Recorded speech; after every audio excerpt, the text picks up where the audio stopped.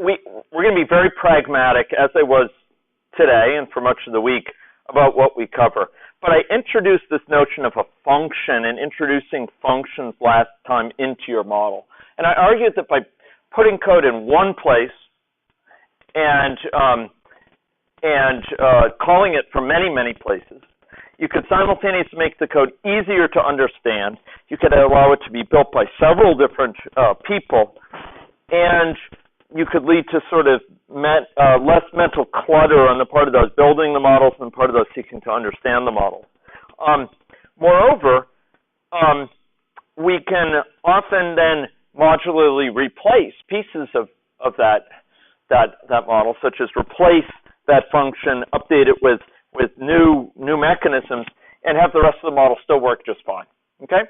So I want to introduce into this this notion of a model parameter. Okay?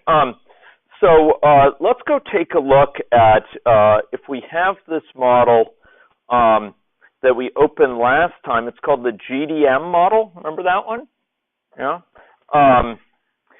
So I'd like you to open up the GDM model, okay?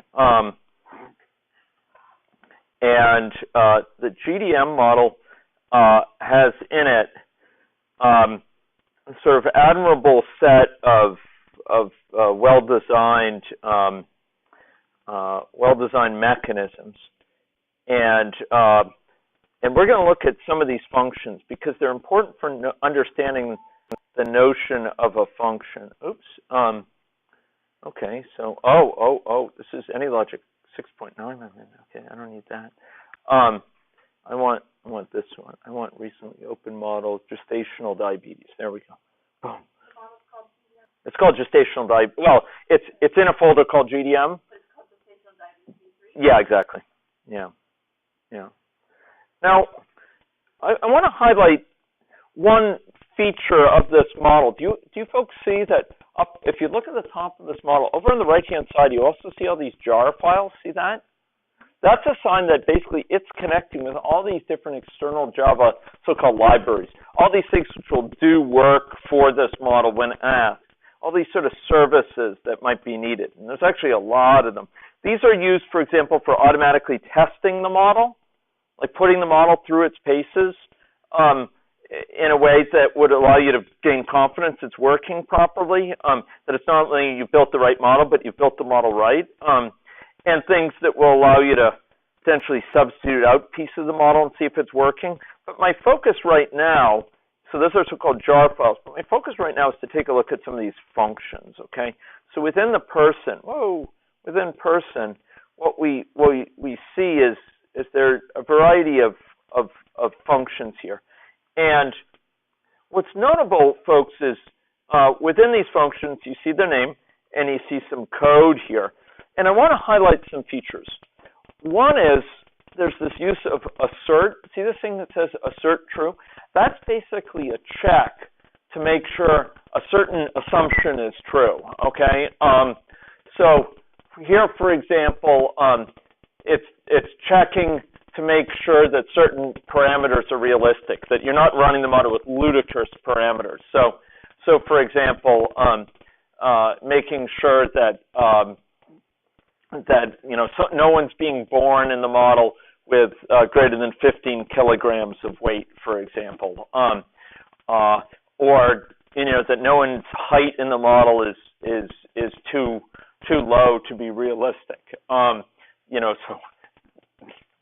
Well, okay, I guess, I don't know, 3 meters, that's pretty small for an adult, or 1 meter rather, and then max height of 3 meters, which I think even Yao Ming would have trouble reaching. This is sort of testing about your functions. But my main point in looking these up is to actually find a function which has what are called parameters in it. So a function like this is sometimes called a method when it's called directly on a person. So you ask, for example, get the ethnicity of a person, or the BMI of a person, etc. But some methods also can take what are called parameters or arguments, which basically ask it to or give it information it needs to do its work. And in this model, I'm actually having trouble finding a particular one here that is taking these arguments. It's not that rare, but it's also, a lot of functions don't have them. So I'm going to switch actually to another model, which you folks may or may not have. It's called ABM model with birth-death. And that model definitely had them because we were looking at it last time. So I'm just going to go over to that model. Yeah, yeah. And we're going to go down and look at the functions. And there's a function called here perform birth. We had looked at this last time. Do you remember this? It sort of performed a birth. It added someone to the population. Then it established offspring connection. Remember that one? And that actually had a lot of mechanism in it, but by using just the name, it was clear what it did. And I'd like to go into that established offspring connection, because you'll notice what happens is we're saying, hey, connect these two people, connect the baby and the mother. And to do that, we have to pass in information about who is the mother. In this case, that's me, this. And information about who the baby is. In that case, it's the baby that was the one that was added to the population. So we say connect these up. Let's see how that's done. That's an example of when I say it's an example of formal parameters or arguments being passed to a function. So this is connect up or establish connections. Here you go. And so this establish connections, this is an example of an AnyLogic function which takes these so-called parameters. These are the term arguments is used, or formal parameters. These are information that this function needs. Establish offspring connection. That whole function needs them in order to do its work. It's kind of like if you went to the post office, they'd need two things from you. They need, well, three things. They need an envelope, they need an appropriate stamp, and they need an address to which it has to go. Maybe they also ask for a return address. Those are the sort of information they need to do their job, to get that letter to the destination. They need that stamp, they need the address on it. Here, this function needs this information to do its job. It needs to know who to connect to whom. And so you pass this information to it. You say, please go do this job for me. Here's the name of the offspring, here's the name of the mother, and it will go and perform the work to connect them up and have all the mothers social contacts be the baby's contacts as well. So this function body, it'll do something for you, but it needs information to do that. And so when you use it, when you request that service, you have to pass along that information. So this perform birth provided that information there. So perform birth, okay? So in case your folks are wondering, this is basically how AnyLogic has programmed all its things. So that like get connected agent function, or the function that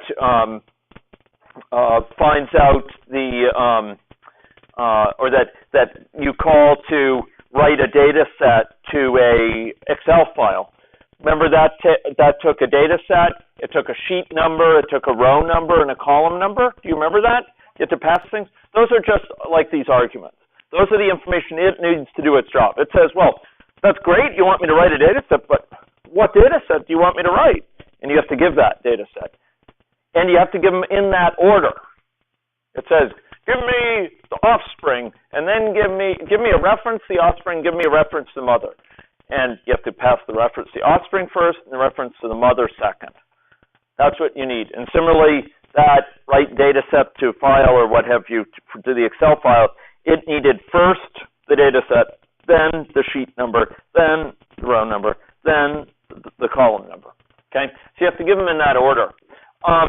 So it is, like, see this connect to? This is an AnyLogic function. It needs this information. This is the person to whom to connect it. This is the other person. This is the sort of the subject, and this is the object. Connect this subject to that object. That's how that works. Okay, so you can pass these in as arguments. Another way we could have done this is we could have called this. We could have actually eliminated this, called this on the mother, for example, and then the mother would have been this here, and it would just taken one argument, the offspring. Now, we could have done that as well. That's kind of how this does things. You call it on this, and it takes the other as an argument. But here we just said connect this to this, boom, and it connects them up. So sometimes you need these arguments to be passed. Does that make sense? Okay. Now, partly I'm telling you about this because it's good knowledge, and you may want to write these things. So when you write these things, you will sometimes need to provide this information. Now, I want to show you something nifty that I wish I could have shown the whole group. And actually, I feel really bad I couldn't show the whole group this thing. It's one of the best things in AnyLogic, but it's for my special Java tutorialees that I'm gonna be able to show this. Okay, you folks are the salt of the earth. You know, you're the sort of the people. You're my base. Well, I don't know about that, but you're my core people, and I'm going to show you this thing that I really want to show to everyone. Okay, I wanted to show it to folks earlier, and that's this. So that model that we built together. Do you remember that model we built together today? It was the model of the spread of infection. Do you still have that around? I want to show you a pretty nifty thing that will build on the knowledge we just got in a nifty way. Okay, this is the one we built, simple SIR model. Do you remember that? Does everyone have that? Okay, let's use this knowledge in a nifty way. Okay, okay. So this is what I want to do, folks. I'm going to add. Okay, I want to think about this a little bit. Yes. Okay, this is going to be great. It's going to be nice. Okay, so I want to add to this to main. I want to go to main, and I'd like to go add to main a parameter. Okay. So let's call up main here, and this parameter is going to be it's going to be a function too, but it's going to be a function we're going to be able to specify from the experiment. Okay, watch this. This is going to be pretty nifty. Okay, so here we're going to go down to the palette, and we're going to go up to the top one here, and we're going to go drag in a parameter here. And the parameter is going to, oops, I don't want to go to that. The parameter is going to be something that's going to actually specify the people on whom to intervene. Okay. So what this is going to be called is, let's see, is in intervention group, okay? And this is going to be a different type of parameter that you've ever dealt with before, but it's going to be a function, actually.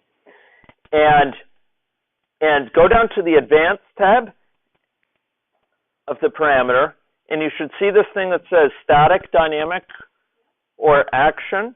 You know? I'd like you to make it a dynamic parameter. Do you see that? And I'd like you to turn it into and make it a Boolean parameter. Okay.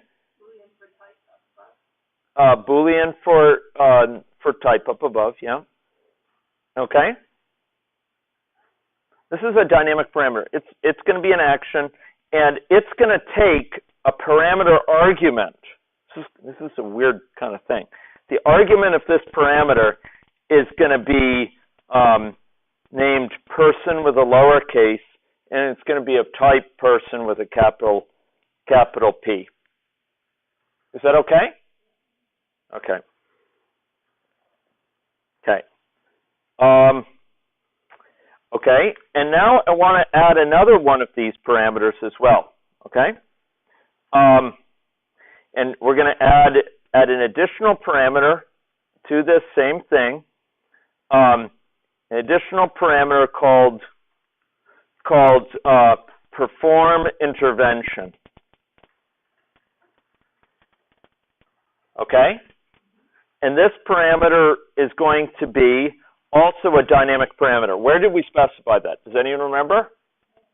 Advanced tab. We specified dynamic parameter. Okay? And I'm sorry, it's going to be an action parameter. Excuse me. The other was dynamic. This is conceptually the same as the same thing, type of thing, but an action parameter. And it's also going to take as its argument a person in lowercase and of type capital P person. Okay? Is that okay? Okay. So, folks, now what I want you to do is this. Go to main. So first of all, build. Just do a build. Make sure things are hunky dory. Put it in main. Both those go in main. Is an intervention group and perform intervention. Yeah. Okay. Now, folks, I'd like you to go to main, and I'd like you to go to on startup for main. Is that okay? And I'd like to loop over each person in the population, okay? And for each person in the population, I'd like to ask, I'm going to put it in these, does anyone remember what these curly brackets mean? Yeah, it's a block. So it's a compound statement. Whatever's in there is a statement. You're adding it to the one with the brief mentality. Well, I'm doing it below that as a separate loop because this one we might remove by... We're trying to keep it modular. The fact that we're doing two loops over the population it's not going to be a big deal at this point. It's a small enough model, and so we're going to do it separately. So we could remove this in the future without worrying that we're going to be damaging the logic we're putting in now, because they're conceptually separate issues, and really they belong in their own function. They merit a function. I mean, it's like they're homeless or something. I mean, to me, it's really disconcerting to me because it like needs its own home. Honestly, I mean, this thing needs its home and it needs to just be called there in a clean, crisp way with a good name. Instead, it's sitting out there in this obscure fashion. Okay, so here, this is what we're going to do. It's a very simple logic. We're going to say if is in intervention group P, if the person is in the intervention group, then we're going to say perform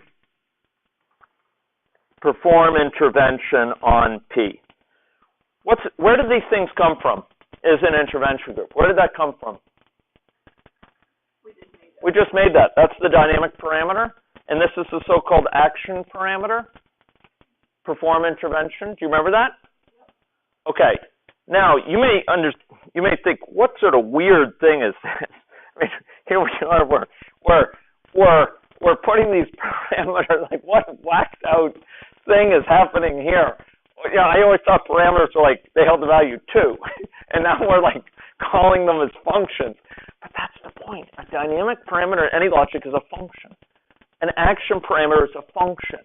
And we're going to be able to specify these functions from the experiment. We're going to be able to specify these.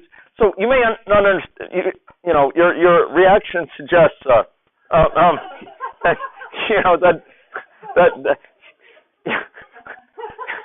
you know, I mean, from my view, the crowd would have gone wild. You know, you've heard, you know, Beethoven had the last symphony. You know, he was deaf at the time, and he was conducting his own symphony. It was his final symphony. He was conducting it, and he couldn't hear. He couldn't hear the music, and he couldn't hear what was going on. And apparently, people were starting to go wild in the audience, and and he didn't realize it. And so, it finished up, and he was looking at the orchestra, and they had to turn him around, and people were like ripping out their seat cushions and so on, and throwing them in the air. And I didn't expect that, but it would have been, yeah. But there is a gravity to what I'm saying that could be communicated. Okay, now watch this. Okay, now let's go to simulation, and let's call it baseline. Can you look at Dave for a second? I just want to make sure I've got it. Sure. I'm going to go back to that, and here we go, and this is just the piece that we just added, right? Yeah. Sorry. Okay. Let me make it big here. Okay. Okay. And there we go. For person P in population, if is in intervention group P, perform intervention on P. Okay? What this is saying is, hey, we're going to go through at the beginning time, and if they're in the intervene group, we're going to do something different to them. Okay? Does this make sense? And the beauty is, folks, that we're going to be able to specify in different experiments, different intervention groups, and perform different interventions on them. Okay, I imagine the seat cushions going up here. Okay. Well, in my imagination, I can. Yeah, that's right. Okay, Kristen, do you want that further up there, or? Okay. Okay. Priestri, do you want to? Okay, you're good. Okay. Yeah, notice there's no semicolon after this part of the F. Okay. Got it. Okay. Okay, so now let's go call this main function, let's call it baseline. Okay. Baseline. And for baseline, is an intervention group, we're going to have no intervention. What do you think is an intervention group is going to be? It's going to be false. There's going to be no intervention. Does that make sense? No intervention in the baseline. Okay? Now, watch this. Okay, let's add another one. Let's add an experiment, and let's add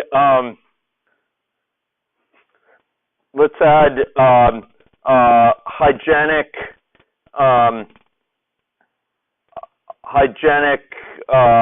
intervention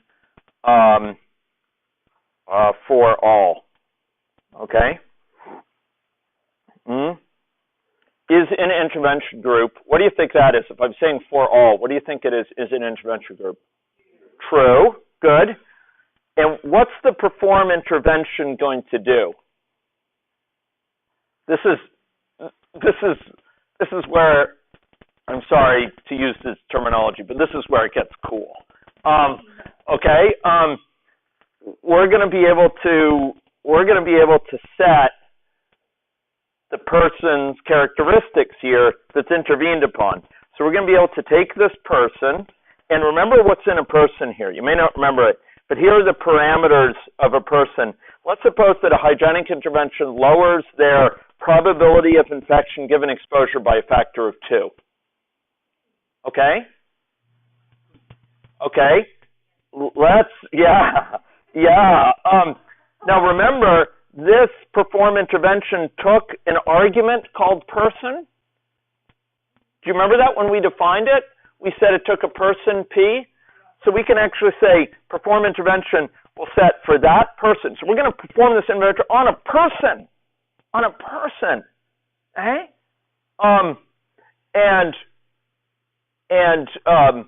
We're going to say person dot, and we're going to set their probability of infection given exposure, and we're going to halve it. We're going to divide it by true. How do we write that in Java?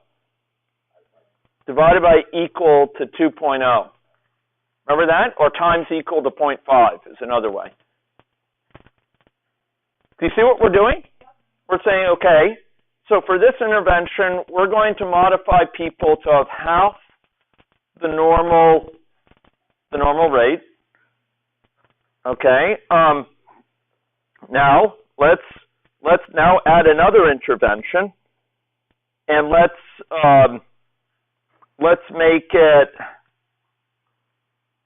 So I'm going to actually peek at something. I'm just going to run this thing for a second. I'm going to actually look at that little histogram of the number of people. Okay, this is degree centrality. Looks like people with high number of connections, have like, okay, I'm going to run a smaller population. Man, this population is giant. Okay, I'm going to run it with a small population, at least smaller. I'm going to run it with, say, 200, a population of 250, okay? And I could have made that a parameter, and I should have. Okay, so this is going to be 250, and here a high number of connections might be 20 or above, I think. That's a high number of connections compared to these. Okay, so shall we say 20 and above? Okay. Okay. So let's add in a new intervention where we say hygienic intervention on hubs, on individuals with high numbers of connections. Now, is an intervention group, what's that going to consider now? No, it's going to be just on people who are hubs with lots of connections. So what are we going to use? Yeah, we're going to test if the number of connections they have is greater than some number. So we're going to write an expression. It's going to be Boolean. It returns Boolean. So is in intervention group, it returns Boolean. So we're going to say person dot get connections number. Get connections number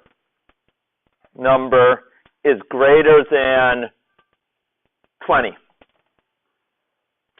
That will be the criteria of being eligible for the intervention. And what do you think the code to perform the intervention is? It's going to be the same code as above. It's a hygienic intervention. So here we're performing the intervention, but just on certain people. Okay? Does that make sense? Do we use, Uh-huh. do you want to make it like a more impactful intervention on just the subset people? Yeah, that's, okay, sure. Sure, we divide it by 4. Okay? Great, because we could focus the effort on a subset, a small subset of all people, right? Okay. And now let's compute a different intervention. Let's have an intervention that's like hygienic or have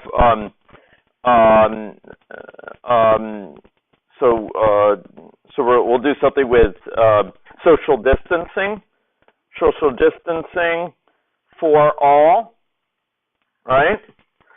And here is an intervention group will be what? True, and perform intervention will instead set person dot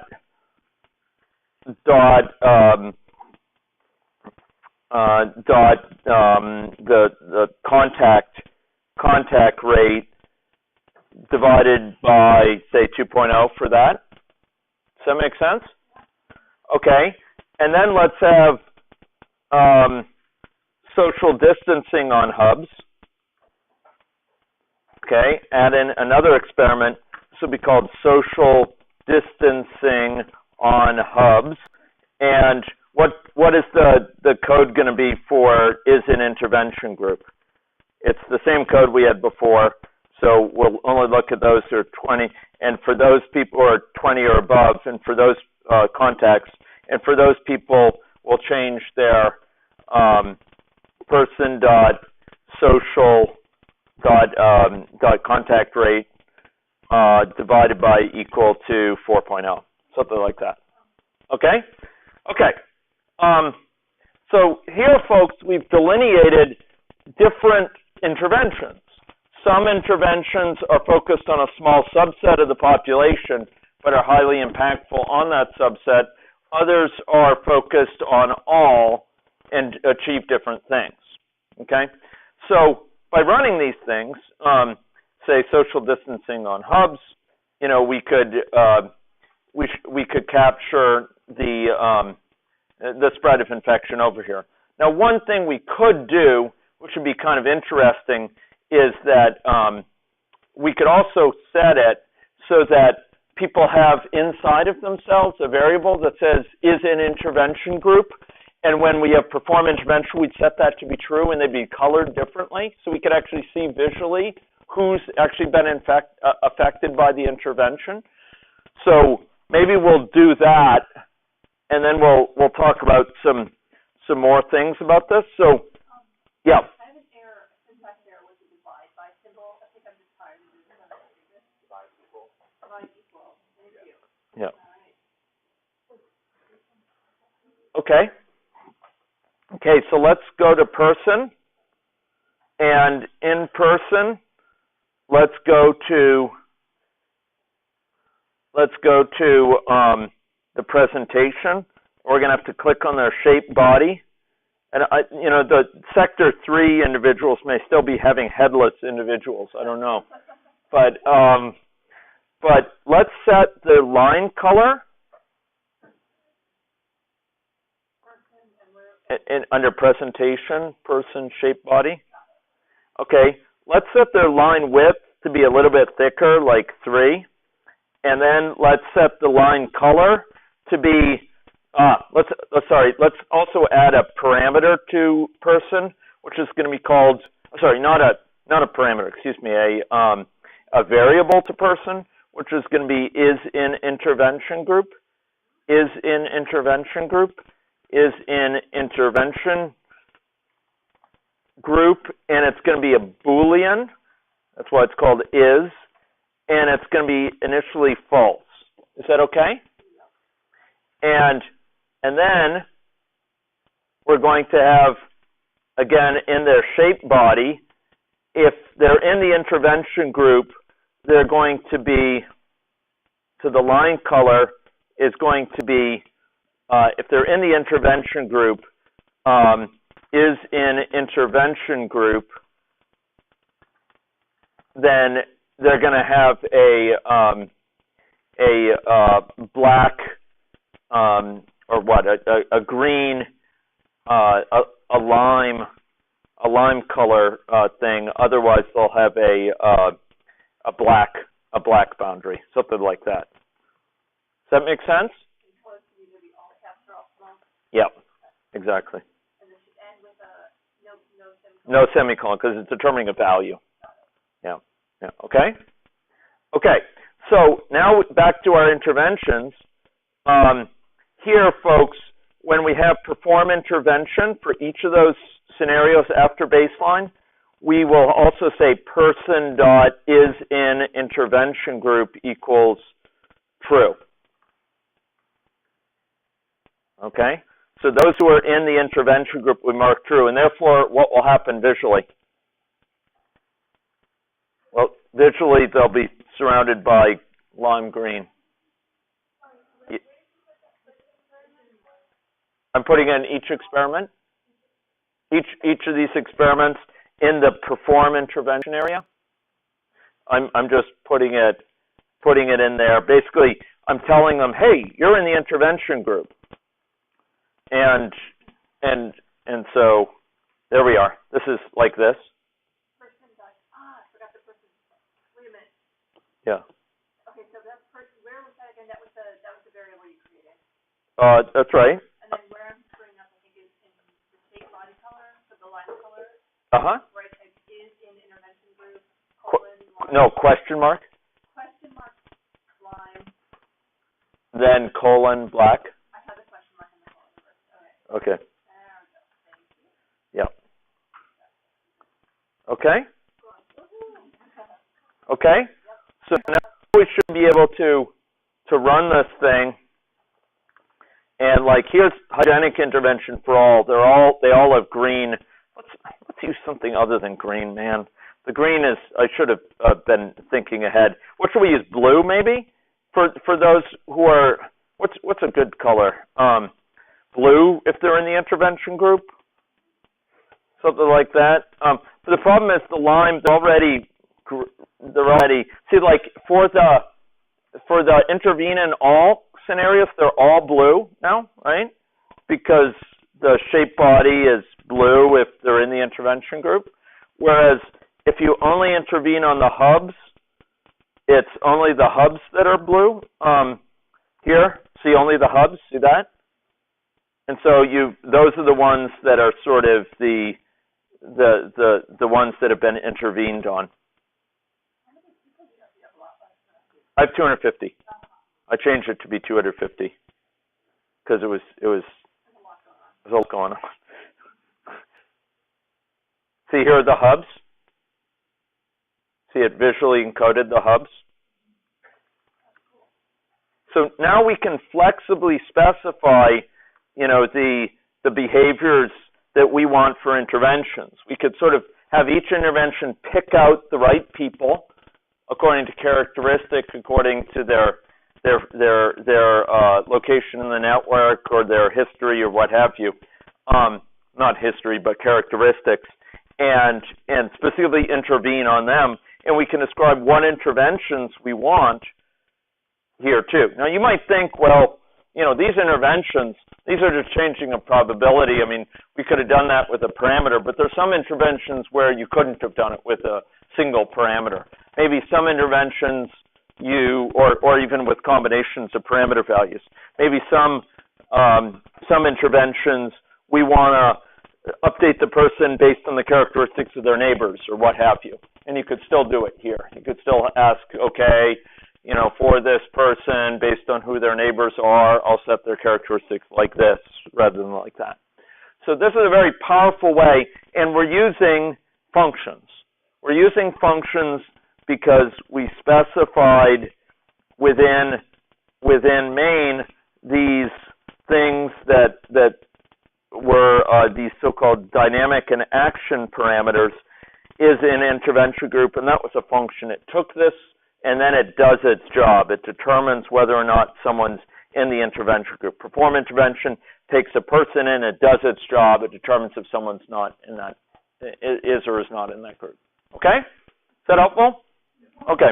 The final thing I want to say about functions is that one function can call another function. Okay? So we saw that earlier. Like in that ABM model with birth-death, we saw one of our functions was calling another function. So perform birth, for example, perform birth here called off to this function establish offspring. And I just wanted to talk about that a little bit. The fact that it's calling it, perform birth calls off to establish offspring, and at the end of it, it comes back and it continues on. So here, it calls off to this thing does its work, and then it returns to this point. Then it calls off to this one, and it returns to that point, okay?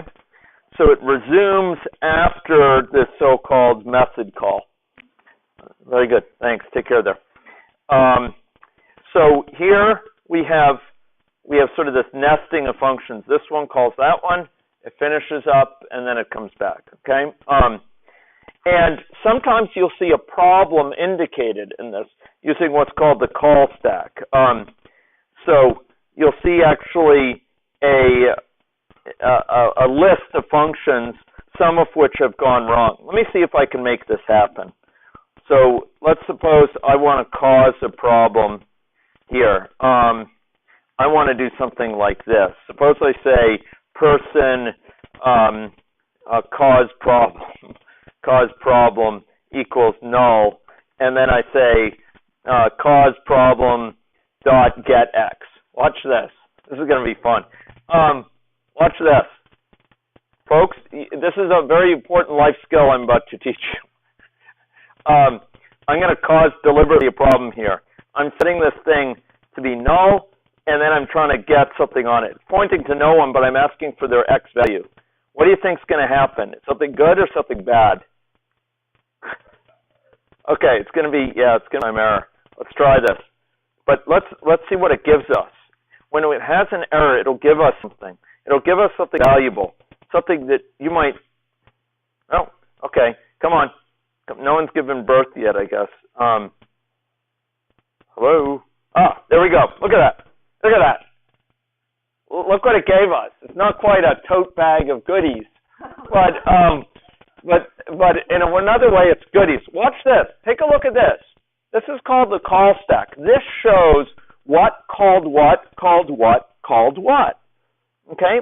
Let's take a look at this. Perform birth called establish offspring connections based on mother's connections. Okay? And this actually occurred in the other functions, establish offspring's location. But you could see perform birth called this thing, and then that can call other things.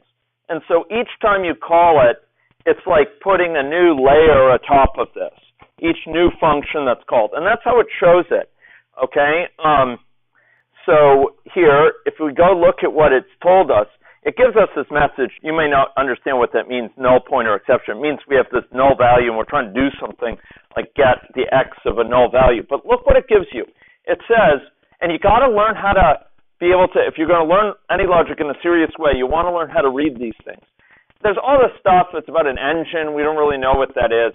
But then at some point, there's something execute action of. Okay, there's something about executing an action in something. Fair enough. And then and we can actually go look at that code if we want to. And then there's perform birth. Now that's something we recognize. And then there's perform birth called something like establish offspring connection based on mother's location. And that's what caused the problem, because that's the last thing listed here. So this actually tells us where the failure occurred. It doesn't tell us where the fault is that led to that failure. That requires sleuthing sometimes. But it tells us at least where the failure occurred. This is called the call stack, and this top item on it, that gives the innermost context where the failure occurred. Okay? That is up at the top there. That is the key thing that we want to pay attention to. And if we go click there, it will go bring us to this exact place, which perhaps very suspiciously, if we're sleuthing it down, is called cause problem.getx, which seems suspicious.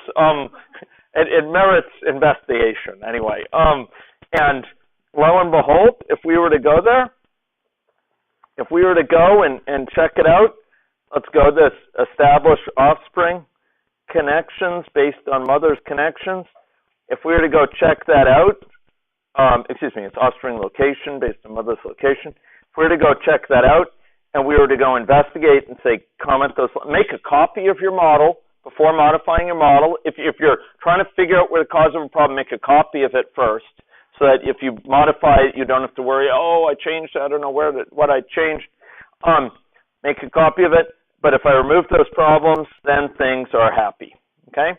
So that call stack is one of the key things to know. When one method calls another, perform birth calls this thing, what happens is it sort of calls off, for a while it works in this, and then it returns back to its place and continues on and perform birth. And it's kind of like I go to the store, I get some work done, then I come back home after being in the store, and that's what leads to this leading sort of piling up in that call stack we saw when it was complaining. Okay, so that's the top item on that call stack that will often indicate for us where the failure occurred. Okay, that's great. I could talk a lot more about this. I wish I could. The final thing I want to talk about, and I know we have to go very soon here, but I just want to give a brief pointer on it. It has to do with